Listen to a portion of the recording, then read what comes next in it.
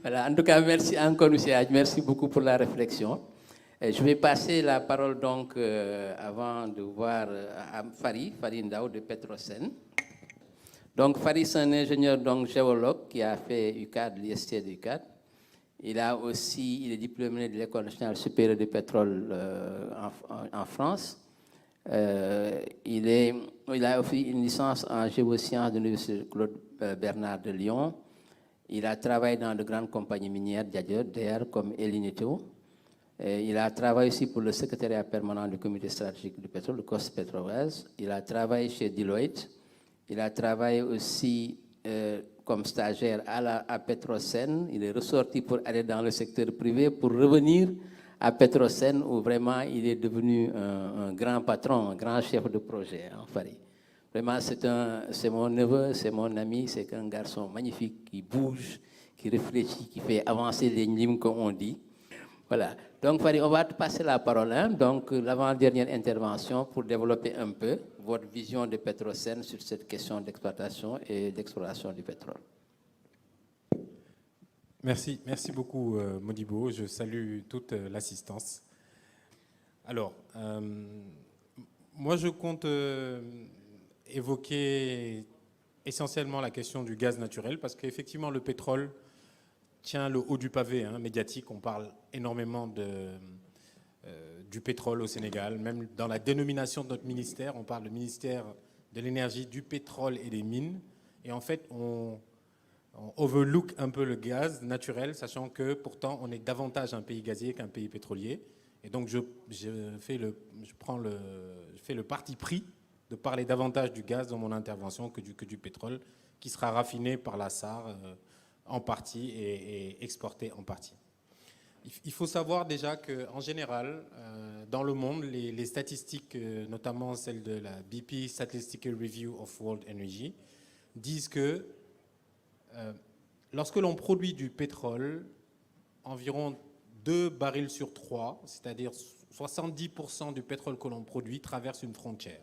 Donc le pétrole est essentiellement une commodity qui est échangée par un pays producteur pour obtenir des devises qu'il va utiliser.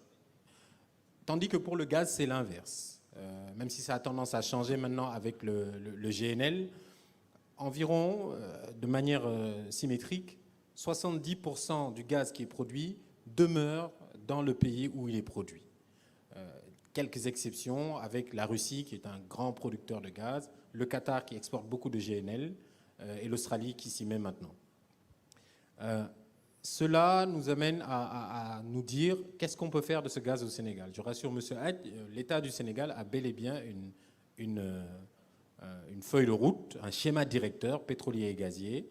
Déjà, une première tentative a été faite en 2019, puis en 2022, avec l'aide de cabinets internationaux et le travail des techniciens de l'État, un schéma directeur a été élaboré avec des priorités concernant l'utilisation de ces ressources-là. Et donc, je fais un petit focus sur le gaz. Le gaz naturel au Sénégal peut servir à 2, voire à 3 choses. La première, on en a beaucoup parlé, c'est la question du gas to power. Donc, utiliser le gaz pour faire de l'électricité. Et effectivement, je partage, tout ingénieur travaillant pour l'État que je suis, je partage votre inquiétude sur la question de l'utilisation du gaz avec la concomitance de l'émergence de la question du JETP. Je pense que, tout à l'heure on en a parlé, l'électricité produite avec des renouvelables qui sont par définition intermittents, donc introduit une certaine incertitude sur la question de la fiabilité du service électrique.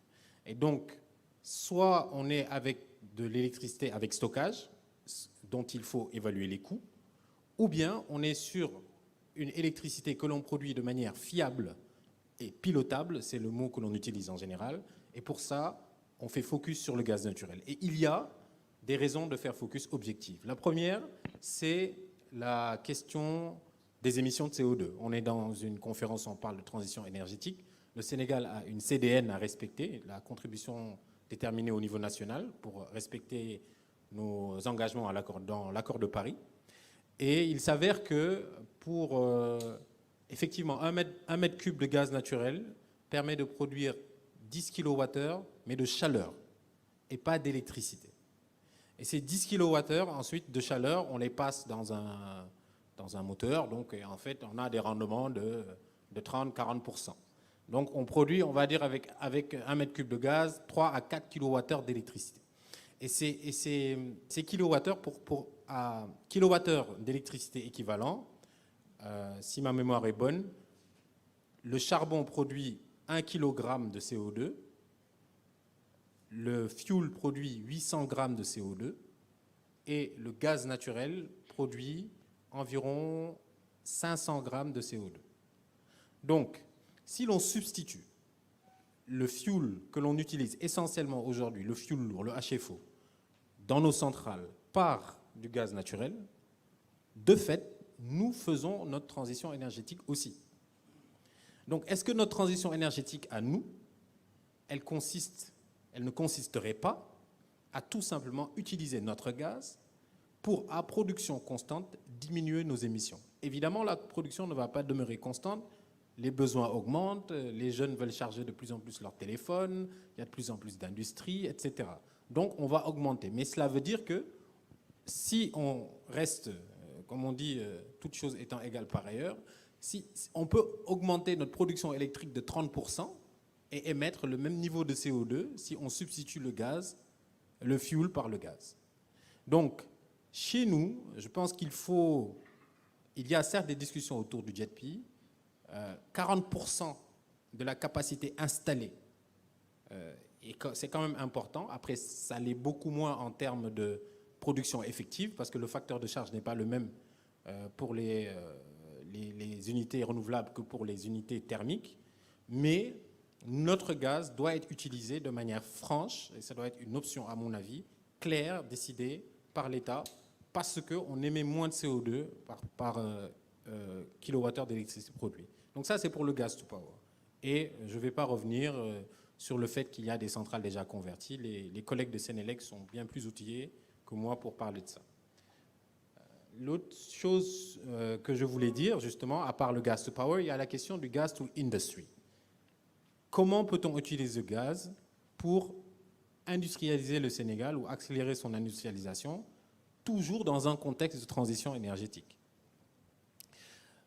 Il y a plusieurs usages. On peut prendre le gaz naturel, qui est une source de chaleur, pour substituer les combustibles actuels qui sont utilisés dans l'industrie. Je pense notamment au charbon chez les cimentiers.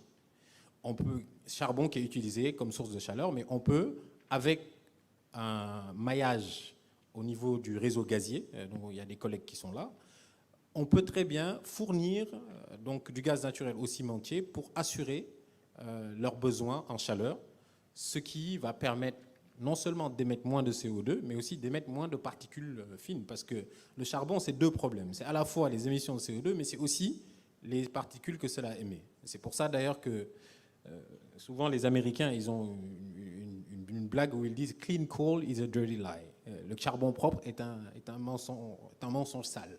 Donc, on peut bien théoriser sur le charbon, mais il y a quand même cette partie d'émissions de particules qui existe. Donc, substitution des combustibles existants dans l'industrie par le gaz naturel. On peut également penser à la substitution des combustibles pour certains industriels, aussi par le gaz. Le butane également, qui parfois est utilisé comme source de chaleur pour la cuisson des restaurants qui sont un peu isolés, etc., ailleurs. On peut avoir des installations gazières qui permettent de, entre guillemets, économiser, ou en tout cas garder le butane pour les ménages qui, eux, sont plus vulnérables et qui sont plus éloignés des centres urbains. Et notamment à Petrosen, il y a encore la stratégie de dire qu'on va mettre en place des centres emplisseurs dans les régions afin que les bouteilles de butane qui reviennent quasiment toutes à Dakar pour être chargées avant d'être envoyées à nouveau en région, puissent être chargées localement au niveau de ces centres emplisseurs dans les régions et que nous, on puisse juste amener le produit en masse au niveau de ces centres remplisseurs, ce qui raccourcit le temps de trajet et permet aussi de respecter plus l'équité territoriale, parce qu'aujourd'hui, il n'y a pas de péréquation, c'est-à-dire de système de redistribution au niveau du transport pour compenser la distance qui est faite par les transporteurs de bouteilles de butane. Et donc, moi, Dakarois, semi-bourgeois habitant Nord-Foire, je paye ma bouteille de gaz moins cher que mon parent qui habite dans notre village saucé à Koutiagaïdi. Voilà. Et ça, ce n'est pas juste. Donc ça, c'est une des choses que l'on peut également faire. À part la substitution des combustibles, il y a donc d'utilisation du gaz comme combustible, source de chaleur, il y a l'utilisation directe du gaz comme intrant pour l'industrie.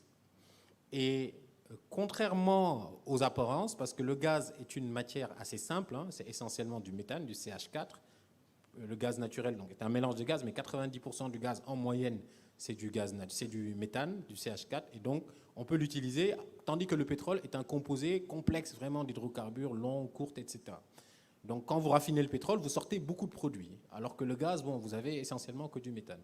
Sauf que ce méthane, de manière assez paradoxale, vous pouvez en faire beaucoup de choses. Vous pouvez utiliser le méthane pour faire de l'hydrogène par vaporéformage.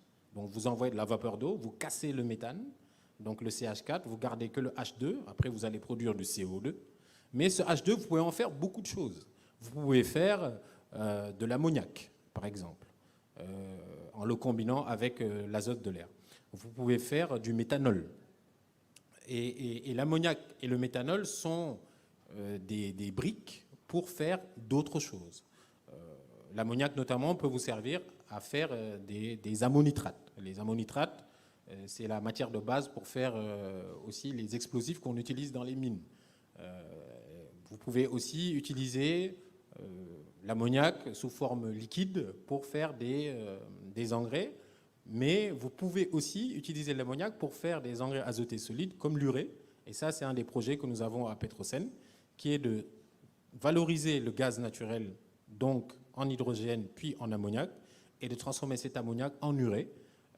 Et ça, tous les grands pays gaziers le font, la Chine étant le seul pays au monde à utiliser le charbon, à faire du coal to gas, puis ensuite à transformer ce gaz naturel en engrais. Et donc la Chine est autosuffisante en urée, mais le Sénégal aujourd'hui importe entièrement son urée, environ 100 000 tonnes par an, essentiellement de Russie et du Nigeria. Et le Nigeria s'y est mis il n'y a pas longtemps, après avoir pendant longtemps brûlé son gaz sous forme de flaring.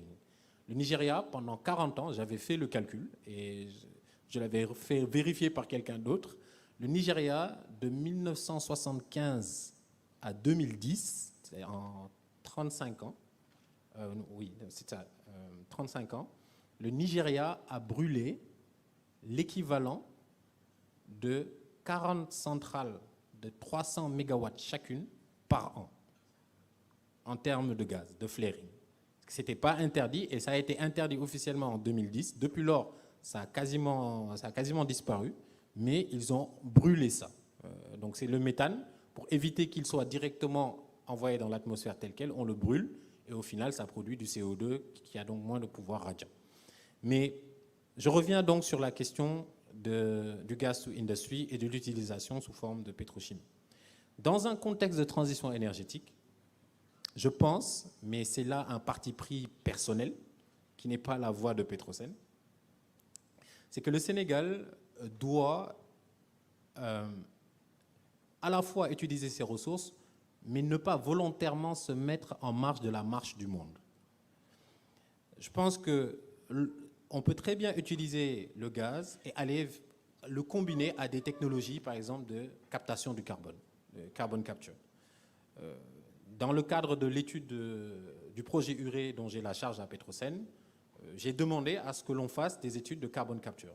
Si l'on capte le carbone qui va être émis lors du vaporéformage du méthane, avant de passer pour produire de l'hydrogène à partir du méthane, on va émettre énormément de CO2. En gros, pour faire 1 tonne d'urée, vous produisez 1 tonne de CO2. pour faire simple. C'est 900 kilos, mais on va dire 1 tonne, pour simplifier. Et vous pouvez capter au moins la moitié de ce CO2 si vous investissez dans des technologies de carbone capture. Mais ça augmente vos CAPEX, ça augmente vos investissements. Mais est-ce que ce n'est pas un parti pris qu'on doit prendre, non seulement pour des questions philosophiques, pour dire qu'on ne va pas faire comme les autres, on a le droit, nous ne sommes pas obligés de dire les autres ont pollué, nous aussi on va polluer. C'est un peu... faire ça, c'est aussi accepter la défaite symbolique, si je puis me permettre.